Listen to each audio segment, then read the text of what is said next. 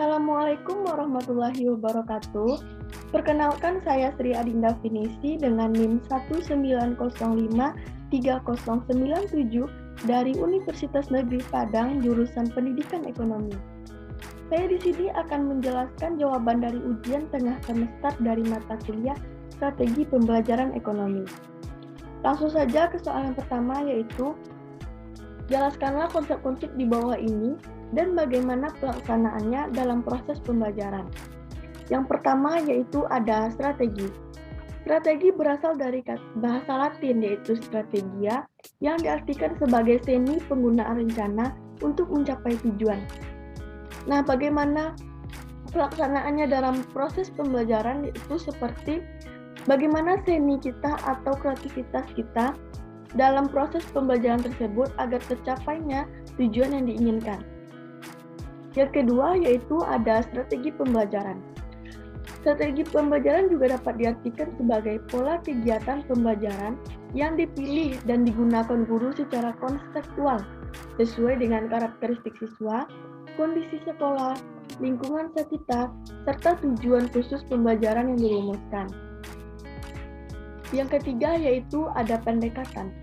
Dapat diartikan sebagai titik tolak atau sudut pandang kita terhadap proses pembelajaran yang merujuk pada pandangan tentang terjadinya suatu proses yang sifatnya masih sangat umum.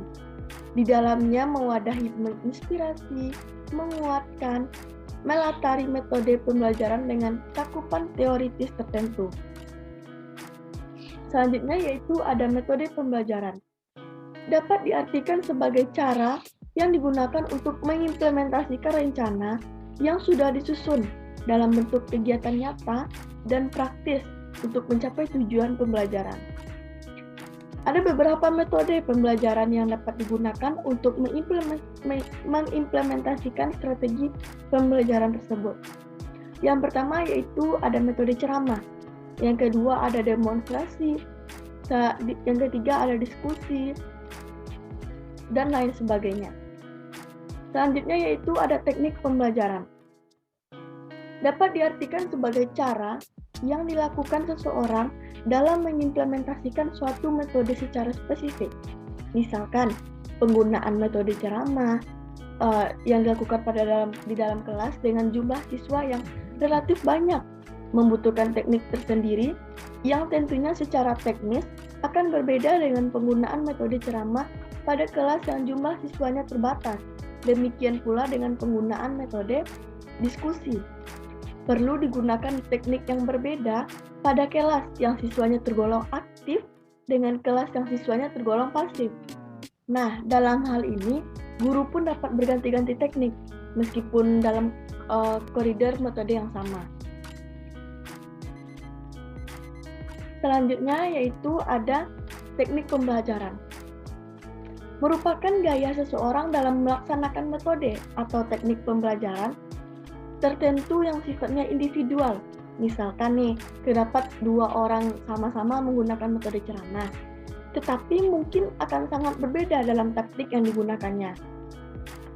Berbeda dalam penyajiannya, misalnya yang satu cenderung banyak diselingi dengan humor, karena memang dia memiliki sense humor yang tinggi, atau sementara yang kedua kurang memiliki selera humor yang tinggi, tetapi lebih banyak menggunakan alat bantu elektronik karena dia memang sangat menguasai bidang itu. Nah, selanjutnya yaitu ada model pembelajaran. Apabila antara pendekatan strategi, metode, teknik, dan bahkan taktik pembelajaran sudah terangkai menjadi satu kesatuan yang utuh, maka terbentuklah apa yang disebut dengan model pembelajaran. Jadi model pembelajaran ini pada dasarnya merupakan bentuk pembelajaran yang tergambar dari awal sampai akhir yang disajikan secara khas oleh guru. Dengan kata lain, metode pembelajaran merupakan bungkus atau bingkai dari penerapan suatu pendekatan metode dan teknik pembelajaran ini. Nah, soal yang kedua yaitu ada jelaskanlah maksud dari pendekatan scientific learning. Dan pilihlah salah satu bagaimana pengimplementasiannya dalam pembelajaran.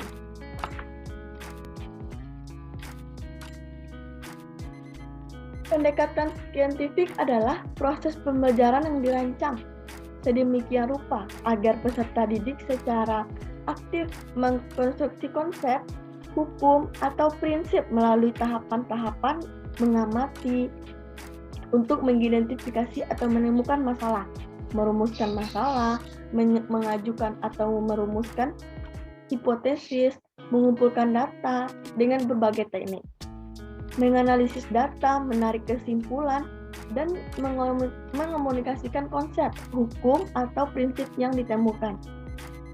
Nah, penerapan pendekatan scientific learning ini dalam pembelajaran melibatkan keterampilan proses seperti mengamati, mengklasifikasi, mengukur, meramalkan, menjelaskan, serta menyimpulkan dari materi tersebut.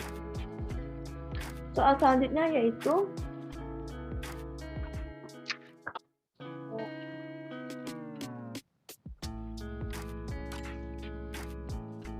seorang guru dalam pembelajaran harus menentukan pendekatan pembelajaran yang digunakan.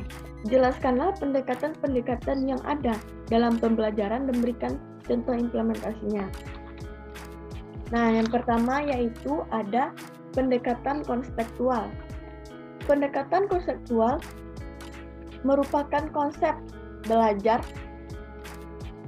yang membantu guru mengaitkan antara materi yang diajarkan dengan situasi dunia nyata, yaitu situasi dunia nyata siswa, dan mendorong siswa membuat hubungan antara pengetahuan yang dimilikinya dengan penerapannya dalam kehidupan mereka sebagai anggota keluarga dan masyarakat.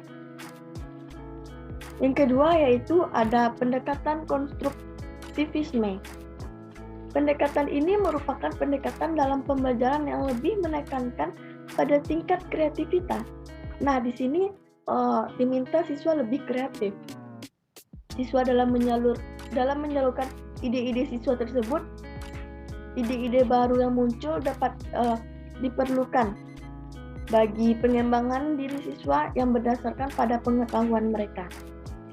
Nah, dalam pendekatan konstruktivisme ini diperlukan ide-ide yang kreatif dari siswa tersebut. Yang ketiga yaitu ada pendekatan deduktif. Pendekatan deduktif ini adalah pendekatan yang menggunakan logika untuk menarik suatu atau lebih kesimpulan berdasarkan seperangkat premis yang diberikan dalam sistem deduktif yang kompleks. Peneliti dapat menarik lebih dari satu kesimpulan. Metode deduktif sering digambarkan sebagai pengambilan kesimpulan dari sesuatu yang umum ke sesuatu yang khusus.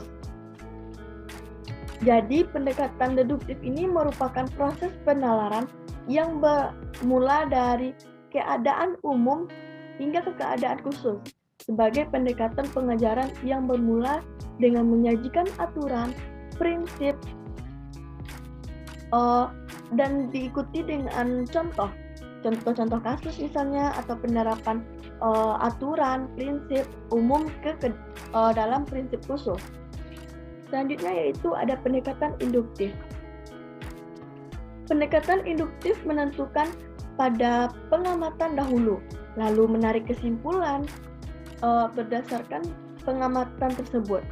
Metode ini sering disebut sebagai sebuah pendekatan pengambilan kesimpulan dari khusus menjadi umum. Nah, berbeda dari pendekatan deduktif tadi. Pendekatan deduktif dari umum ke khusus, sedangkan pendekatan induktif dari khusus ke umum. Selanjutnya yaitu ada pendekatan konsep.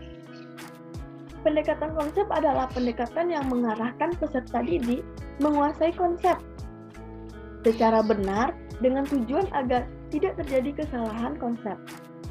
Konsep adalah klasifikasi perangsang yang memiliki ciri-ciri, yaitu ciri-ciri tertentu yang sama. Konsep merupakan struktur mental yang diperlukan dari pengamatan, dan pengalaman. Nah, pendekatan konsep ini merupakan suatu pendekatan pelajaran yang secara langsung menyajikan konsep tanpa memberi kesempatan kepada siswa untuk menghayati bagaimana konsep itu diperoleh atau bagaimana konsep itu diproses. Selanjutnya yaitu ada pendekatan proses. Pendekatan proses merupakan pendekatan pengajaran yang memberikan kesempatan kepada siswa untuk menghayati proses terlebih dahulu. Penemuan atau penyusunan suatu konsep sebagai suatu keterampilan proses. Jadi, siswa dapat menghayati prosesnya dahulu sebelum menarik suatu kesimpulan. Nah, pendekatan proses adalah pendekatan yang berorientasi pada proses, bukan hasil dari siswa tersebut. Jadi lebih mengarah kepada atau lebih menekankan dari prosesnya. Pada pendekatan ini, peserta didik diharapkan benar-benar menguasai proses. Pendekatan ini penting untuk melatih daya pikir atau pengembangan kemampuan berpikir dan melatih psikomotor peserta didik. Selanjutnya, soal nomor 4.